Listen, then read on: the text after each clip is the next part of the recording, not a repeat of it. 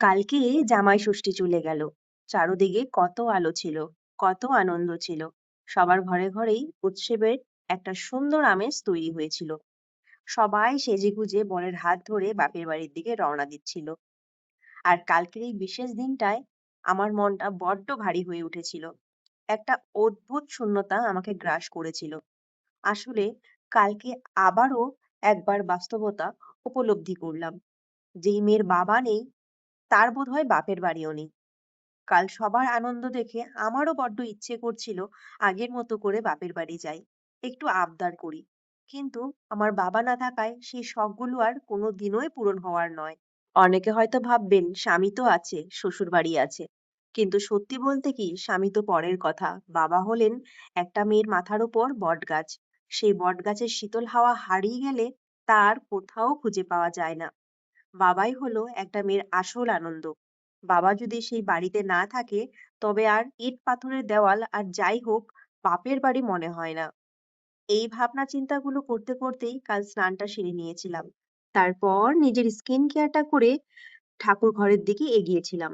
ঠাকুর ঘরটা অনেকদিন থেকেই ভাবছিলাম যে পরিষ্কার করব, একটু ডিপ ক্লিন করব, কিন্তু সময়ের জন্য কিছুতেই হয়ে উঠছিল না। আর যেহেতু কাল ষষ্ঠী ছিল, তাই মনে মনে ভাবলাম যে ষষ্ঠীর এই পুণ্য দিনেই ঠাকুরের ঘরটাকে পরিষ্কার করে নেওয়া যাক। আপনারা নিশ্চয়ই ভিডিওতে দেখতে পাচ্ছেন যে আমি স্নান করে প্রথমে একটা নাইটি পরেছিলাম, তারপর আবার এই যে একটা প্লাজো আর টপ পরে নিলাম।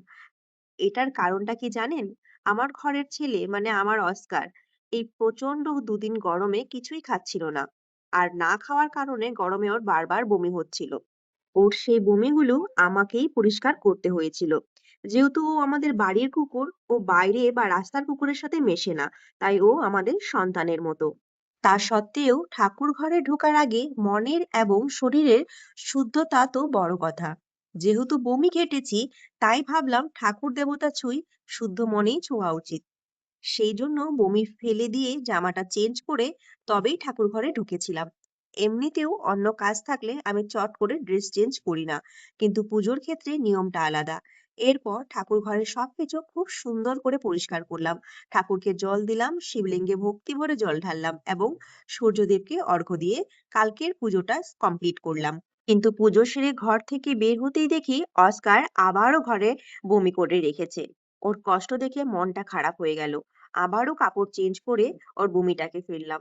তারপর আমি রান্নাঘরে ঢুকলাম। রান্নার আগে শরীরটাকে একটু চাঙ্গা করতে ১ কাপ চা বানিয়ে খেয়ে নিলাম। আপনাদের তো বলেইছিলাম ষষ্ঠীর দিন আমি পুরো নিরামিষ খাই, কোনো আমিষ ছুঁই না। তাই কালকের মেনুতে ছিল লুচি আর মিষ্টি কুমড়ো আলুর তরকারি। চা খাওয়ার পর মিষ্টি কুমড়ো আর আলুটাকে ভালো করে কেটে নিয়েছিলাম। তরকারির জন্য আদা, টমেটো আর জিরে মিক্সিতে ভালো করে পেস্ট করে নিলাম। মিক্সিতে মসলা পেস্ট করে নিয়ে আলু আর মিষ্টি কুমড়ো তরকারি ফটাফট করে ফেললাম। তারপর আটা ময়দা মেখে লুচির জন্য লেচি কেটে লুচিগুলোকে বেলে গরম গরম ভেজে নিলাম। সকাল সকাল ওই লুচি, চা আর আলু মিষ্টি কুমড়োর তরকারি দিয়ে খেয়ে নিলাম।